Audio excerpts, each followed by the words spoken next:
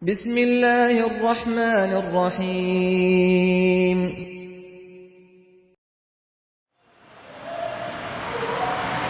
بسم الله الرحمن الرحيم السلام عليكم ورحمة الله وبركاته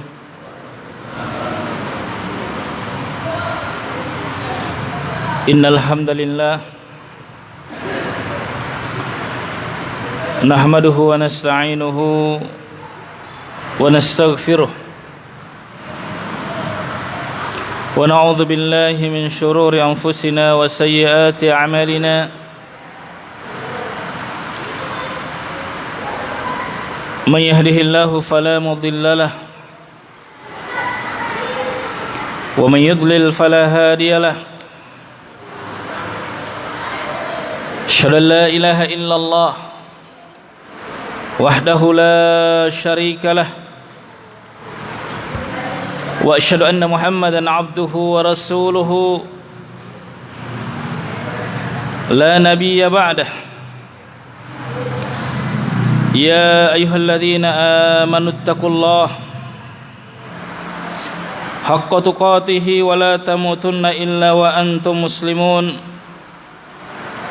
أما بعد فإن أصدق الحديث كتاب الله وخير الهدي هدي محمد صلى الله عليه وآله وسلم وشر الأمور محدثاتها فإن كل محدثة بدعة وكل بدعة ضلالة وكل ضلالة في النار. Hadirin sidang jamaah yang dimuliakan Allah Subhanahu wa taala.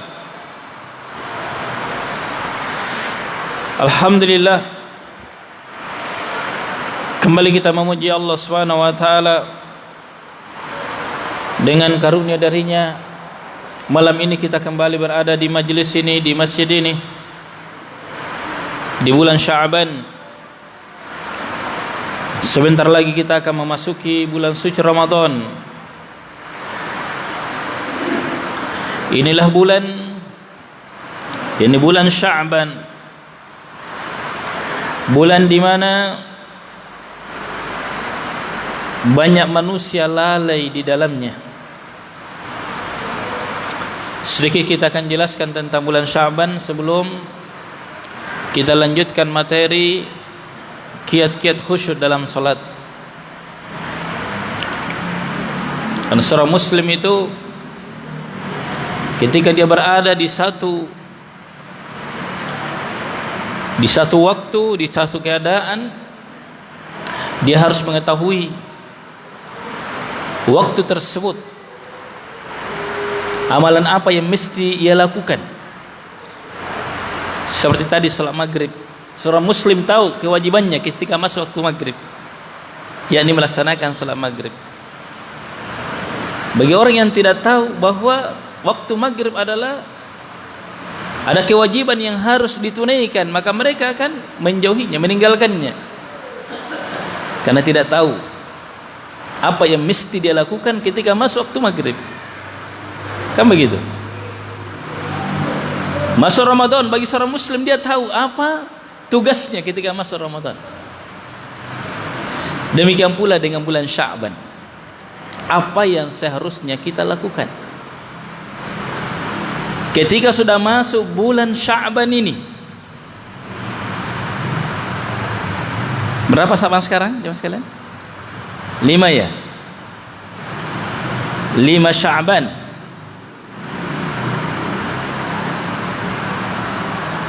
Empat ya, sudah masuk 5.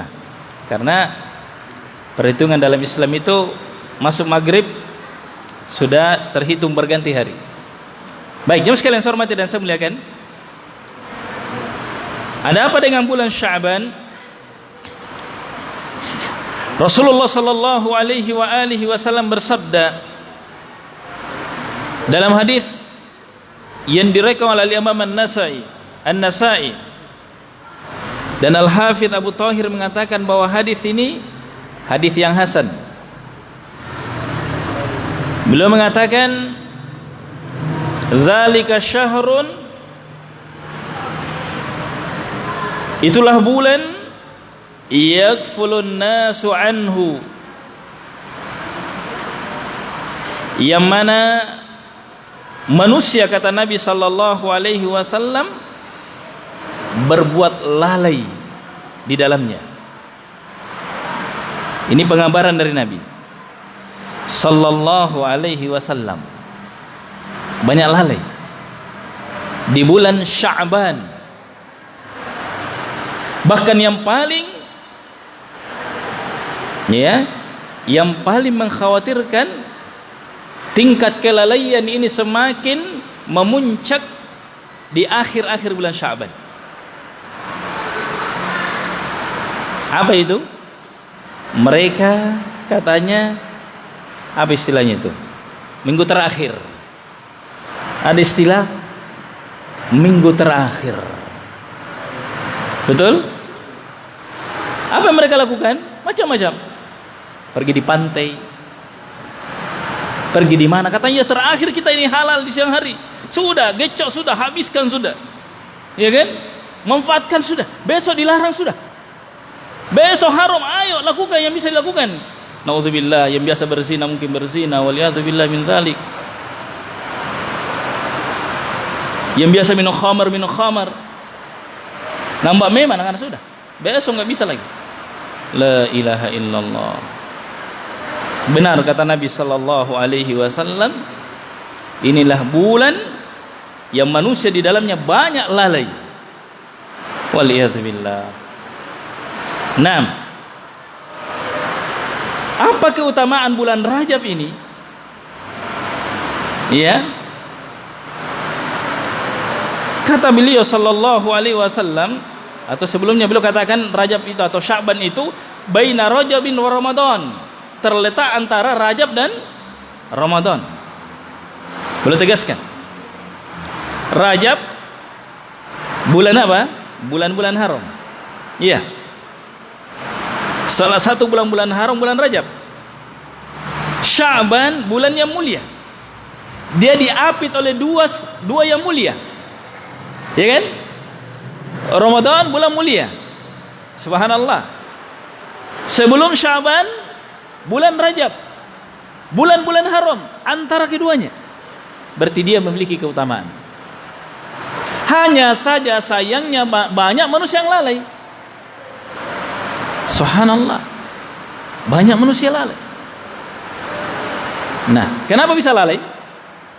Apa sebabnya? Pertama, tidak tahu keutamaan. Tidak tahu kedudukan bulan Rajab. Kita lihat saja posisinya antara dua bulan mulia menunjukkan bahwa dia mulia. Kalau ada misalnya raja atau dua presiden A, presiden B, kemudian dia duduk di tengah, kira-kira punya kemuliaan tidak orang ini? Ya, ada 3 kursi di depan, di kanan, iya, raja, di kiri raja, dia di tengah. Kira-kira orang ini punya kedudukan? Ada kemuliaannya? Ada kemuliaannya. Begitulah kira-kira analoginya bulan Sya'ban, yang mana Nabi mengingatkan, ya, Nabi mengabarkan, mengulangnya, bahwa bulan Sya'ban berada di antara Rajab dan Ramadan. Subhanallah, berarti punya keunggulan. Di antara keunggulannya, Rasul sallallahu alaihi wasallam menjelaskan bahwa, ya, wa huwa syahrun turfa'u fihi al-a'malu ila rabbil alamin. Inilah bulan yang mana amalan-amalan diangkat, subhanallah, di dalamnya. Amalan-amalan selama setahun, jemaah sekalian, selama setahun 12 bulan itu, yang 11 bulan kita lewati, di bulan Sya'ban ini diangkat kepada Allah Rabbul Alamin. Berarti ada amalan, Pak, yang diangkat sekali setahun, kumpulan setahun. Ada amalan yang diangkat setiap harinya. Ada waktu subuh. Iya, bergantian malaikat di situ. Setiap pekannya di hari Kamis diangkat lagi amal. Setiap pekannya. Sekali setahunnya di bulan Sya'ban. Jadi rapi sekali catatan malaikat, tidak bisa lari. Ada catatan harian, ada catatan pekanan, ada catatan bulanan, ada catatan tahunan. Tidak bisa lari jemaah.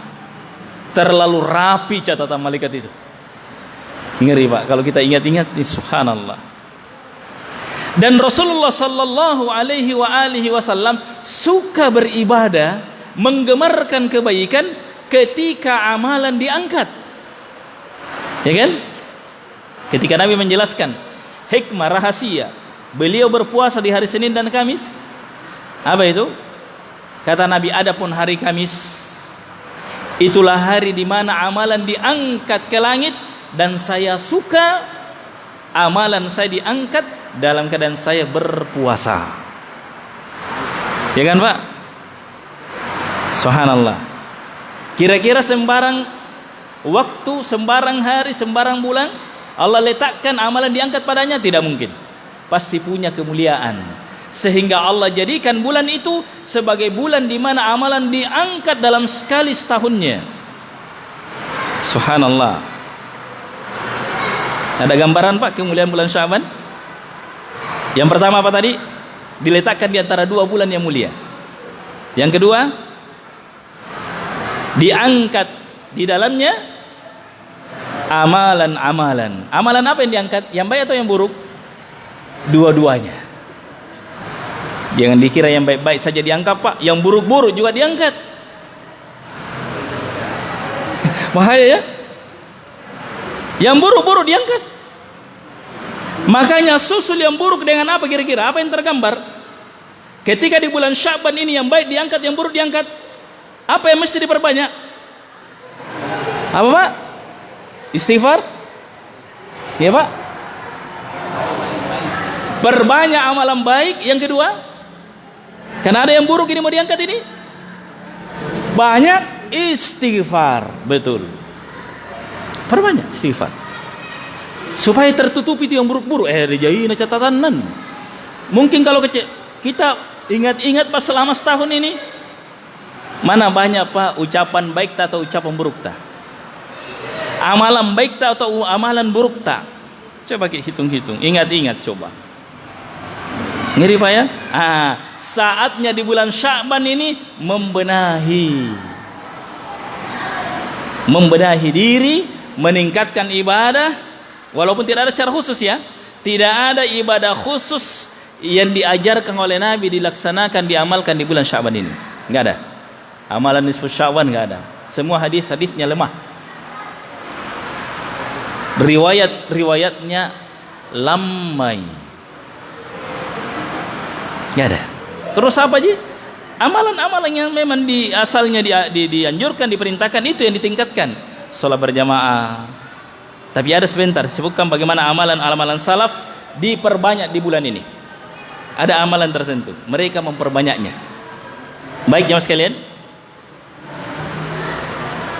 Selanjutnya Nabi sallallahu alaihi wasallam bersabda, kalau di hari Kamis, Nabi sudah sebutkan tadi bahwa beliau berpuasa karena rahasianya di hari Kamis ini diangkat amalan, maka demikian pula dengan bulan Sya'ban beliau katakan, fa uhibbu ayyurfa amali wa ana shaim, dan saya suka amalan saya diangkat dalam keadaan saya sedang berpuasa. Saya suka. Subhanallah. Karena bau mulutnya orang yang berpuasa itu Pak, ya, itu lebih harum daripada bau misik di sisi penduduk langit. Penduduk langit Pak. Hadirin yang saya hormati dan saya muliakan. Nah, oleh karena itu tentunya tergambar bagi kita bagaimana keutamaannya bulan ini. Kemudian mari kita dengarkan bersama pula penjelasan terkait dengan keutamaan bulan ini dalam hadis Mu'adz bin Jabal radhiyallahu an, dari Nabi sallallahu alaihi wasallam, beliau bersabda, yattali'ullahu ila jami'i khalqihi lailatan nisfi minas sya'ban fayakfiru li jami'i khalqihi illa li musyrikin aw musyahin. Nah, yang artinya Allah memandang, yattali'u, Allah memperhatikan seluruh makhluknya pada malam nisfu Sya'ban. Secara umum Pak ya, setiap saat Allah mengawasi hamba, jelas pasti itu. Disebutkannya secara khusus oleh Nabi sallallahu alaihi wasallam bahwa Allah memandangi, memperhatikan hambanya di malam nisfu Sya'ban, memberikan gambaran keutamaan bulan ini. Tapi tidak ada amalan tertentu. Ini hanya bersifat pengabaran. Ya, bersifat pengabaran dari Nabi sallallahu alaihi wasallam. Nah, kemudian apa keutamaannya? Fayaghfiru li jami'i khalqihi, maka Allah mengampuni. Siapa yang diampuni? Seluruh hambanya. Illa, kecuali li musyrikin, orang musyrik tidak diampuni. Tidak diampuni orang musyrik. Ya, karena memang amalannya tertolak. Nah, yang kedua, au musyahin, atau orang yang gemar bermusuhan. Musyahin, suka bertengkar. Si bombe-bombe. Makanya Pak, tabena jangan bilang anu Ustaz deh, sudah pilih lebaran deh baru maafkan halal bihalal. Sekarang halal bihalalnya. Ini Nabi bilangin. Orang musyrik tidak diampuni terkait haknya Allah. Tuh ya, terkait haknya Allah. Musyahin, orang yang suka bertengkar terkait dengan hak sesama hamba. Jangan tunggu Ramadan, jangan tunggu selesai Ramadan, jangan tunggu hari raya. Sekarang di bulan Sya'ban ini paling lambatnya perbaiki hubungan. Tapi kayaknya nanti saya malu Ustaz, nanti saya minta maaf tidak dimaafkan. Gimana kira-kira? Ini memang repotnya kalau berurusan dengan manusia Pak. Allah kan maaf memang, bukan kan? Jujur minta maaf, jujur bertobat, Allah terima. Tapi manusia Pak, kita sudah jujur minta maaf belum tentu diterima. Sekarang apa tetap kita dituntut minta maaf kalau memang kita salah ya, kepada orang yang kita zolimi, sementara kita yakini orang ini kayaknya tidak akan maafkan saya. Pertanyaannya, minta maaf atau tidak? Ya, minta maaf atau tidak? Kita yakin tidak dimaafkan ini. Biar saya minta maaf 100 kali, tidak akan dimaafkan. Ya, sebagaimana Allah tidak akan memaafkan orang musyrikin walaupun dimintakan ampun 100 kali oleh Nabi, tidak akan diampuni, tidak akan dimaafkan orang musyrik. Sekarang saking sakitnya hatinya orang ini sama kita, tapi kita sudah sadar, kan namanya manusia Pak, kita sudah sadar ingin minta maaf, kasihan. Dugaan kuat kita tidak akan dimaafkan. Pertanyaannya, wajibkah kita minta maaf? Wajib atau tidak? Wajib Pak. Dan tidak harus dia maafkan kita, itu urusannya dia. Ya, itu urusannya dia. Misalnya dia katakan, tidak, saya tidak akan memaafkan kamu, wallahi demi Allah, saya akan tuntut kamu di akhirat. Wih, ngerinya Pak, ngeri Pak. Saya akan tuntut kamu di akhirat. Tetap saya tuntut kamu, biar kau minta maaf. Maka yang benar apa? Tetap minta maaf. Insya Allah, Allah subhanahu wa ta'ala yang akan menutupinya kelak di akhirat. Allah yang menutupinya Pak. Kenapa minta maaf? Karena Allah perintah kita untuk minta maaf. Syariat menuntun kita untuk minta maaf kepada orang yang kita zolimi. Hadirin hormati dan saya muliakan. Taib. Hadis ini, ya, jawab sekalian hormati dan saya muliakan, disebutkan oleh Abu Bakar atau disebutkan dalam riwayat yang lain, yang kesimpulannya hadis ini jemaah sekalian bersanad la ba'sa bih, tidak apa-apa. Artinya bisa diamalkan kalau amalan. Deratnya la ba'sa bih artinya tidak apa-apa. Ya, tidak masalah. Hadirin yang saya hormati dan saya muliakan, selanjutnya amalan apa saja yang dianjurkan ya di bulan Sya'ban ini? Yang pertama, dianjurkan memperbanyak puasa sunnah sembarang hari, yang penting bulan Sya'ban,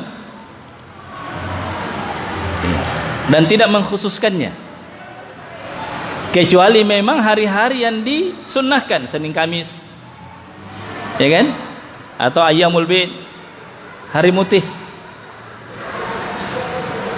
Tidak bisa 13, 14, 15, setidaknya 3 kali dalam sebulan. Apa ya? Yang utama 13, 14, 15. Tidak bisa. Yang penting dalam sebulan melaksanakan puasa 3 hari. Lalu setelah itu puasa Nabi Daud. Lebih afdal lagi memperbanyak puasa di bulan Sya'ban ini. Nah, sebagaimana disebutkan dalam hadis riwayat Bukhari dan Muslim dari Aisyah radhiyallahu anha, falamma ra'aitu Rasulullah sallallahu alaihi wasallam istakmala siyama syahr Ramadan, siyama syahr illa Ramadan, wa ma ra'aituhu aktsara siyaman minhu fi Sya'ban. Aku tidak pernah sama sekali melihat Rasulullah sallallahu alaihi wasallam berpuasa secara sempurna kecuali di bulan Ramadan. Dan saya tidak pernah melihat beliau memperbanyak puasa ya selain di bulan Sya'ban. Disebutkan di sini. Puasa yang paling banyak beliau kerjakan selain Ramadan adalah puasa di bulan Sya'ban. Kemudian berikutnya, memperbanyak amalan bacaan Al-Qur'an. Perbanyak baca Quran, Pak. Ini amalan-amalan yang diamalkan oleh kaum salaf. Kaum salaf itu maksudnya tabi'in, Pak. Sahabat tabi'in atau tabi'in. Jadi kalau kita mengatakan kaum salaf, yang dimaksud di sini adalah sahabat, tabi'in, atba'ut tabi'in. Bahkan Nabi sendiri itu salaf. Karena Nabi mengatakan kepada anaknya, putrinya Fatimah, ni'mas salaf analak, sebaik-baik salaf untuk kamu wahai Fatimah adalah saya. Salaf artinya pendahulu kita. Baik. Salama bin Qahil berkata, kana yuqalu syahru Sya'ban syahrul Quran. Dahulu bulan Sya'ban disebut pula bulan Quran. Dikata ulama salaf ini, dahulu bulan Sya'ban itu dinamai juga bulan Quran. Kenapa dinamai bulan Quran? Karena memperbanyak baca Quran. Ya sebenarnya ini saya lihat ancang-ancang, Pak. Artinya kenapa Nabi memperbanyak puasa, Nabi memperbanyak baca Quran? Karena inilah amalan yang akan diperbanyak di bulan Ramadan. Siapa yang melatih dirinya, membiasakan dirinya amalan ini, ketika dia masuk akan lebih mudah. Bukankah sering terjadi, Pak, pada diri kita ini, di awal-awal puasa kita kadang minum, dilupai. Awal Ramadan paling ini sempat masuk satu kita nah tegur pagi anak tama, Pak, saya kira puasa ki, saya kira Ramadan. Wah, hari pertama, karena tidak ada ancangan dan sebelumnya, tidak ada pemanasan. Nah, kira-kira seperti itu bulan Sya'ban, Pak, bulan pemanasan, iya kan? Pendahuluan di situ.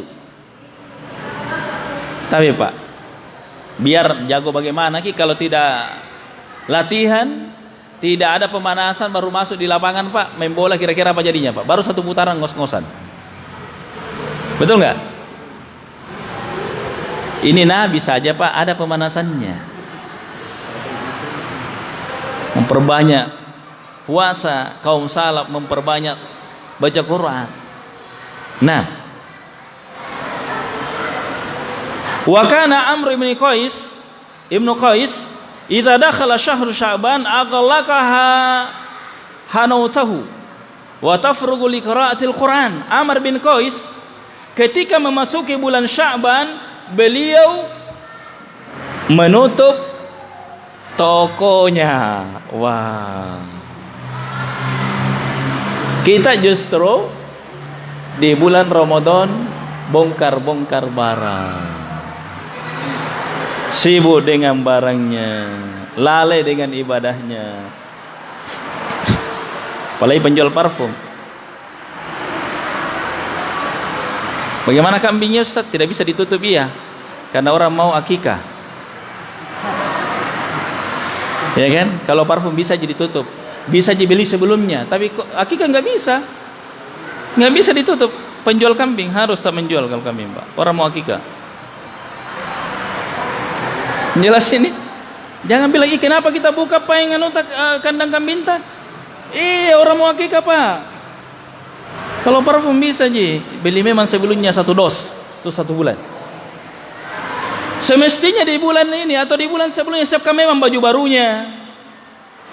Ini perlu, tapi ini butuh proses Pak ya. Coba bisa itu disepakati jadi budaya ya. Bulan Ramadan tutup semua toko baju, toko ini. Di bulan Sya'ban kalau perlu di bulan Rajab memang beli memang jajai. Sehingga penjual mengarahkan jualannya di bulan Rajab, bukan di bulan Ramadan. Supaya semua orang fokus ibadah kan. Tapi ini subhanallah justru di bulan Ramadan terbuka semua. Orang sudah taruh dia masih kumpul-kumpul barangnya susun-susun. Gantian kamu datang ini malam kau pergi taruh ya, saya nggak bisa pergi taruh. Gantian, nanti besok dia lagi, kasihan dia. Kasihan karyawannya. Terjadi? Terjadi. Salah strategi ini. Tapi ini kan tidak mudah ini membudayakan, mengubah ini yang sudah mengakar ini, berat sekali. Tapi ini kenyataannya, ini mungkin salah satu sebabnya kita luput dari banyak kebaikan di bulan Ramadan. Ulama-ulama salaf terdahulu, jangankan Ramadan, bulan Sya'ban sudah ditutup. Tutup memang nih. Jangan tanya Ramadannya Pak. Tapi ini kan memang betul-betul bagus manajemennya di. Kan cukup lah di 10 bulan cari uang. Ya kan? Kenapa mereka tutup tokonya? Mau konsen membaca, yang dibuka apa? Ditutup tokonya, apa yang dibuka? Dibuka Qur'annya. Kalau sambil buka toko baca Qur'an aja, minimal itu. Minimal. Tidak bisa Ustaz, kasihan. Ini sudah kebiasaan, masa saya mau tunggu toko? Oke, bukalah tokonya, tapi buka juga Qur'annya. Sambil dibuka tokonya, kita juga buka Qur'annya. Gimana Pak kalau begitu? Setuju? Nah, setuju. Setuju saja Pak. Ya, minimal kalau tidak bisa seluruhnya jangan tinggalkan semuanya. Malah yutraku kullu, la yutraku kullu. Tidak bisa semuanya, tidak bisa ditutup tokonya untuk baca Quran, bukalah tokonya, tapi buka juga Qur'annya. Kalau perlu duluan Qur'annya dibuka di rumah, baru ke toko dibuka. Bagaimana kalau air galon ya? Air galon apa namanya lagi itu di sana di sudut? Hah? Apa namanya? Depok. Air galonnya Pak Irwan tidak bisa juga ditutup itu. Orang mau minum. Itu nggak bisa ditutup itu Pak. Kebutuhan pokok itu. Penjual beras jangan tutup. Jangan sampai semua tutup. Wah, jangan. Air minum setiap saat. Yang mana pun ditutup Ustaz? Ya, pikir saja yang mana kira-kira bisa, mana tidak. Sekali lagi, agama kita ini Pak bukan berarti ya melarang ini, melarang itu, tapi begini. Ada sesuatu yang ada nilai tertentu yang bisa kita ingin maksimalkan, kita dapat. Kan begitu? Yang ini akan luput jika kita tidak mengupayakannya. Maka kita katakan tadi kalau tidak bisa seluruhnya, jangan sampai ditinggalkan seluruhnya. Kalau boleh di bulan Sya'ban ini Pak, target 1 kali khatam. Bisa Pak? Bisa kira-kira? Siapa siap berjanji pada dirinya Pak, bulan Sya'ban ini khatam 1 kali? Nggak usah ngomong di sini, pada dirinya saja bicara. Ya kan? Belum lewat ini, belum seberapa ini? Baru berapa? 4 ya? 4 atau 5 Sya'ban. Masih bisa Pak. Insyaallah ya. Minta tolong sama Allah kalau datang perasaan malas. Jamaah sekalian, saya hormati dan saya muliakan, Abu Bakar Al-Balkhi berkata, Syahrul Rajabin syahruz zar'. Bulan Rajab saatnya menanam, sudah lewat. Wa syahrul Sya'ban syahrus saqi. Bulan Sya'ban bulan mengairi. Ya, syahrus saqi zar'i. Wa syahrul Ramadan syahrul hisadi zar'i. Adapun bulan Ramadan bulan menanam, bulan memanen tanaman. Menanam, mengairi, memetik.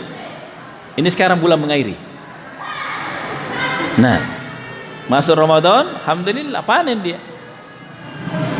Dia sudah biasakan hal-hal yang baik, mudah diamalkan.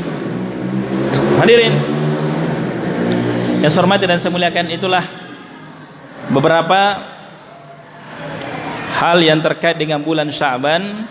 Mudah-mudahan kita bisa mengambil faidah dan tidak luput dari kebaikan ketika manusia banyak lalai di dalamnya. Hadirin yang saya hormati dan saya muliakan, selesai pembahasan tentang bulan Sya'ban dan amalan-amalan yang dianjurkan. Masih ada waktu? Berapa menit lagi? Berapa? 10? 14? Masih banyak. Kita lanjutkan lagi pembahasan terkait kiat-kiat khusyuk dalam salat. Telah kita sebutkan kiat yang pertama pada pekan lalu, kiat khusyuk dalam salat. Tapi Pak, kenapa pembahasan ini penting? Masih ingat pembahasan bulan pekan lalu?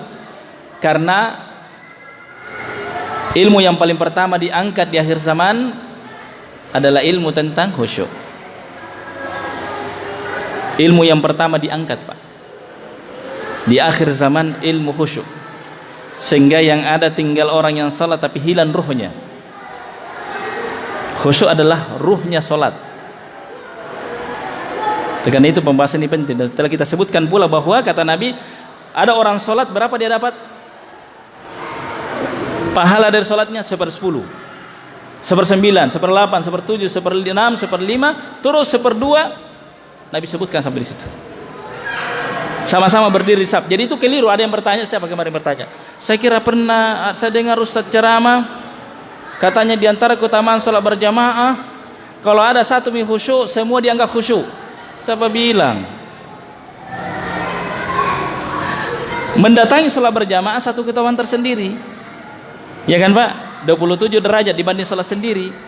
Tapi semua yang datang ini, walaupun mendapat derajat ini satu sisi pahala, sangat banyak pahala didapat, kebaikan Pak. Tapi untuk khusyuk ini ada yang hanya mendapatkan 1/9, 1/10 bahkan kata Nabi. Dan ada yang dapat 1/2. Dari sisi mananya ini? Sama-sama berdiri di saf yang sama, beriman dengan imam yang sama, gerakannya sama, rukuk sujudnya sama, tapi ada yang dapat 1/10, ada yang dapat 1/2. Kembali ke khusyuknya. Oleh karena itu Allah memuji orang yang khusyuk dan mencela orang yang lalai. Baik, itu yang pertama. Kita sudah sebutkan bahwa kiat yang pertama apa itu? Kemarin kita bahas bahwa orang yang ingin khusyuk ini dia harus mengenal Allah Subhanahu wa taala. Wajib dia mengenal Allah, mengenal nama-namanya, mengenal sifat-sifatnya, mengenal perbuatan-perbuatannya.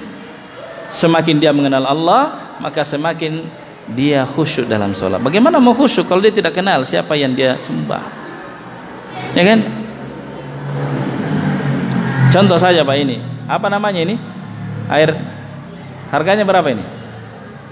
5.000 ya? 7.000. Ada air yang harganya 50.000 ada? Ada kira-kira? Anggaplah ada air yang harganya 100.000. Ya kan? Tapi kita tidak tahu bahwa harganya 100.000, maka kita akan menganggap sama nilainya ini. Betul Pak? Padahal sama-sama air. Ini baru air Pak. Maksudnya apa? Seseorang yang mengenal keagungan Allah, mengenal zat yang dia sembah, semakin dia kenal, maka semakin dia mudah untuk khusyuk. Ketika kita sadar bahwa sekarang ini saya sedang berhadapan dengan orang yang mulia, pejabat negara, orang terkenal, maka tentu kita akan muncul pengagungan terhadapnya, ya kan? Kita akan menjadi terbentuk langsung, Pak, otomatis terbentuk dalam jiwa pengagungan terhadapnya, yang diikuti oleh anggota tubuh kita. Kita tidak akan sembarang ngomong, tidak akan sembarang bergerak, ya kan? Setelah kita tahu bahwa ternyata saat ini saya sedang berada duduk bersampingan dengan kepala negara misalnya, ternyata ada yang bisik, nah Pak Jokowi itu di sampingmu misalnya, langsung tadinya pas sambaran digarambang kiri kanan, ya kan? Sekarang setelah tahu, langsung diperbaiki, terbentuk langsung, Pak, sikap jiwa kita. Kenapa? Tahu siapa yang duduk di samping kita, Pak. Sekiranya kita tahu Pak siapa yang kita sembah Allah Subhanahu wa taala, maka tentu akan terbentuk dengan sendirinya namanya kekhusyuan. Jadi sendiri, Pak. Jadi sendiri. Enggak dipaksakan. Kenapa? Karena dia kenal siapa yang dihadapi. Dia sedang berhadapan dengan Rabbul Alamin. Subhanallah, ini yang perlu diasah. Ini yang perlu diasah. Kenapa saya katakan diasah? Kan ditahu sebenarnya. Cuma kenapa sulit menghadirkan khusyuk ini? Itu yang perlu diasah terus. Pengenalan kita tentang Allah Subhanahu wa taala. Kemudian yang kedua, jemaah sekalian, poin yang kedua, kiat khusyuk yang kedua, tadi kita sudah katakan. Apa yang khusyuk? Yang khusyuk adalah hati, diikuti oleh lisan dan anggota tubuh. Nah, hati yang khusyuk adalah hati yang bersih dari kotoran-kotoran hati. Ibaratnya gini, Pak, bercermin. Kita bercermin di cermin yang banyak nodanya, banyak kotorannya, banyak debunya, bahkan sebagian dari kotoran itu sudah masuk ke dalam bagian, sudah menyatu dengan cermin itu. Kan ada juga, Pak, kotoran hanya permukaannya, dibersihkan sedikit hilang. Tapi ada jenis kotoran betul-betul dia masuk, menyerap hingga menjadi bagian dari cermin itu. Betul? Ada seperti itu? Subhanallah. Sampai-sampai, Pak, kita sulit melihat, menemukan wajah kita sendiri saat bercermin. Maksud saya begini, Pak. Hati ini ibarat cermin yang dengannya kita mengenal Allah. Ketika hati kotor, Pak, sulit dimunculkan khusyuk itu. Yang tergambar yang lainnya, yang muncul yang lainnya. Coba Anda mencari wajah Anda di cermin yang kotor, sulit ditemukan. Sulit ditemukan. Langkah yang harus kita tempuh, bersihkan cepat cermin itu. Semakin bersih semakin nampak wajah Anda, semakin bersih semakin nampak wajah Anda. Maksud saya gini, yang bisa mengenal Allah, yang bisa dekat dengannya siapa? Hati kita, Pak. Maka semakin bersih hati seorang hamba, maka semakin mudah dia menemukan Tuhannya. Dalam tanda kutip, dia khusyuk kepadanya. Bukankah Nabi SAW bersabda, Innallaha la yanzur ila ajsamikum wala ila suwarikum. Sesungguhnya Allah tidak melihat jasad kamu, tidak melihat penampilan kamu, walakin yanzur ila qulubikum wa amalikum.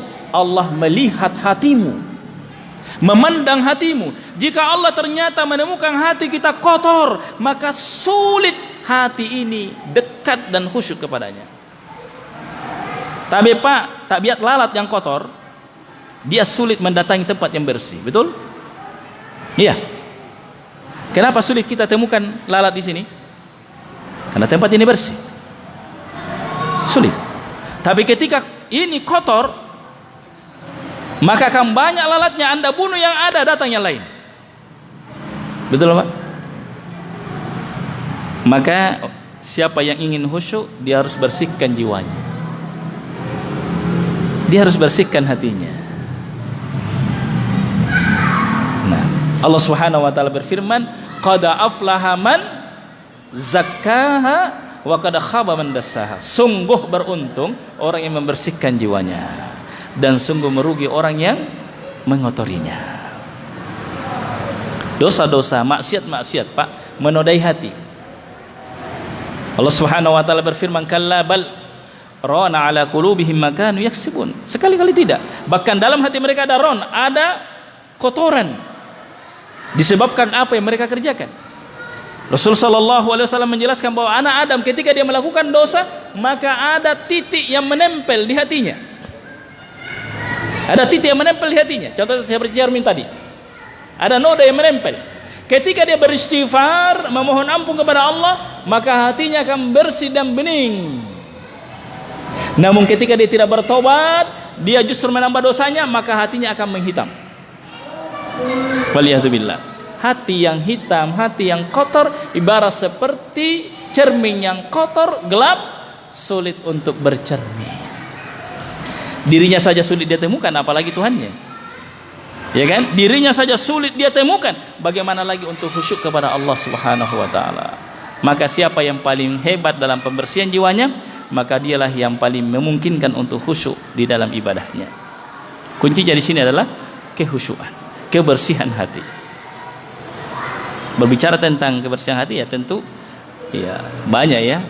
Ini butuh pembahasan tersendiri, namanya tazkiyatun nufus. Ya, pembersihan jiwa. Saya kira ini jemaah, mungkin waktunya sudah semakin dekat.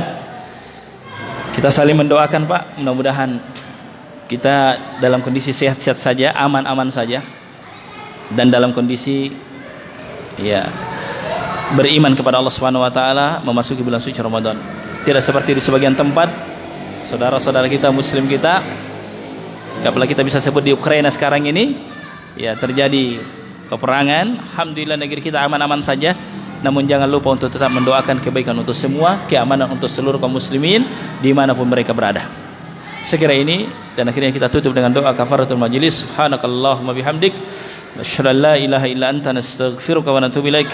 Wa akhiru da'wana alhamdulillah. Assalamualaikum warahmatullahi wabarakatuh.